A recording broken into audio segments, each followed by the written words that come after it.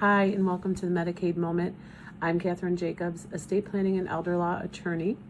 In these Medicaid Moments, we talk about Medicaid for people who live in Michigan and need long-term care, so older adults over age 65 or disabled adults. And today we're going to talk about one of the three Medicaid programs that support long-term care. In a past video, I talked about the Medicaid waiver program. In a different video, we'll talk about the third program, which is the nursing home Medicaid. But today we're talking about PACE, P-A-C-E, which is an acronym for the Program of All-Inclusive Care for the Elderly. And I just have to say, I love the PACE program. It has a lot of great components to it, and we're going to talk about all of them. So first of all, with PACE, you have to be 55 or older. You have to be medically qualified, so meaning that you need to meet some activities of daily living that you are having trouble doing on your own, and so you need those help. So with all those Medicaid programs that we talk about, there's always that component that you need a level of care. You know, you need help with bathing or dressing, or you can't be home by yourself alone. So you need to have something that says, I need help with care. You have to live in a geographic location of where the PACE centers are. So PACE, although it's this acronym, Program of All-Inclusive Care for the Elderly, the PACE programs throughout the counties in Michigan have PACE centers in them. And so you have to be geographically located where a PACE center is. And you also have to be able to live safely in the community. So PACE, with PACE, you're going to a PACE center generally, and so you have to be able to live safely in the community.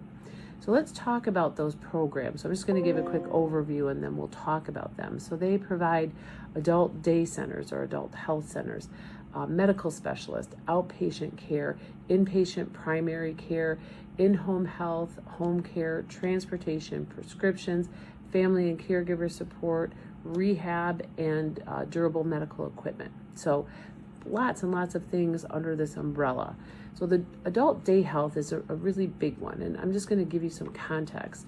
So I may have a client who is struggling, maybe they've got some cognitive decline, maybe some mobility issues, and they're living at home with a spouse, and the spouse is otherwise healthy, maybe even still working. I do have a couple clients who are PACE participants where their spouse still works, and that's really part of the concern, that they're going to work every day and their loved one is at home, and they're just concerned about that that's not a good option for them. So PACE offers the opportunity for the participant to go to the PACE center during the day while their loved one's at work, come home at the end of the day, and then the loved one takes care of them. It also is great in a situation where maybe the loved one, the spouse, the Weller spouse, isn't working but is providing that 24/7 care, and that's a lot. So having the spouse who needs some care go to the PACE center, get some things that they need, it also gives some respite to that caregiver. So at the adult health center where they could go on a regular basis is on-site physician and medical supervision. There's nursing care, there's physical therapy, occupational therapy, recreational therapy. They have activities, they have exercise, they have lunch, they have nutrition counseling. So if a person, is always testing high for diabetes, or they, are not getting enough nutrients, someone can be there to counsel them. There are social services. So then those social services can come in and wrap their arms around that person and say, okay, what other services are out there in the community that potentially we could pull in to help you out? At those centers, they have audiology, they have optometry, they have podiatry. And so oftentimes when I think of the PACE centers, I think of little mini doctor's offices as well. And one of the thoughts with PACE is that, for example, I had one client who ended up becoming a PACE participant because they were living at home safely, but they weren't remembering always to eat, and they weren't drinking enough. And as a result of that, over a few weeks, they became very weak. They then fell, had an injury, went to the hospital, and then when the family and friends intervened, they realized, oh, this person is home alone, they're not getting socialization, and what would have been something that someone would have seen at a PACE center much sooner than going 3 weeks without enough food and water could have been circumvented. We could have prevented that fall, which actually was a result in a broken hip.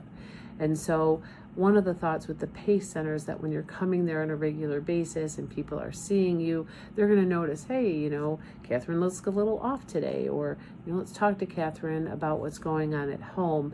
And maybe if, I've got a UTI, which is often something that we see in older adults, or I'm not getting enough food and nutrition, and it's impacting my physical health. When I'm at the PACE Center and those medical professionals are all there under one roof, they're going to see that. So that adult day center is a really important aspect of the PACE program. As far as the medical services that they provide women's services, they provide dental, optical, you can get dentures, you can get glasses, they have audiology and hearing aids, they have podiatry, diabetic supplies, so diabetic shoes, they have cardiologists and rheumatologists, so things really geared to those people who are 55 and over. And again, when you have everyone sort of under one roof, it's not, I talk to the cardiologist because my heart is moving so fast, but I need a referral for this, and now we've got to send a referral out across town and figure out when I can get in. With the PACE Center, it's really hands-on, all hands on deck, and we're not waiting, and we've got everyone coordinating your care under one roof. And it just really seems to help those people. And I should mention, really the PACE model is that we believe that by people coming to the PACE Center, that people having eyes on them, that we're addressing all aspects and we can keep people home longer. That is really the goal. Some of the other things that are offered under the PACE program are some outpatient things like lab testing, radiology, x-rays. There are some inpatient. So once you're part of PACE, that's a Medicare, depending on your financial circumstances, which we will talk about, Medicaid could also be there. PACE is private pay, so you could have private pay, but because of that, because Medicare healthcare is involved, there is 24/7 on call, ER is covered, hospitalizations are all part of your Medicare. There's home health. So, if you need some skilled nursing at home, PTOT, personal care, chore services, meal prep, that could be part of your PACE benefit as well. Prescriptions are often filled at the PACE Center, so you don't have to run all over town finding your prescriptions, ordering them. It's right there under one roof again. They offer supports for the family of a PACE participant. So if you are in PACE, they will give respite care to your family caregiver. They will also provide lots of educational opportunities for them. How do I provide care for someone who is a fall risk? How do I provide care for someone who's experienced cognitive decline? So they've got resources to help those caregivers get education. They do have rehab services and access to or help with getting durable medical equipment. So think wheelchairs, walkers, oxygen, hospital beds, diabetic supplies.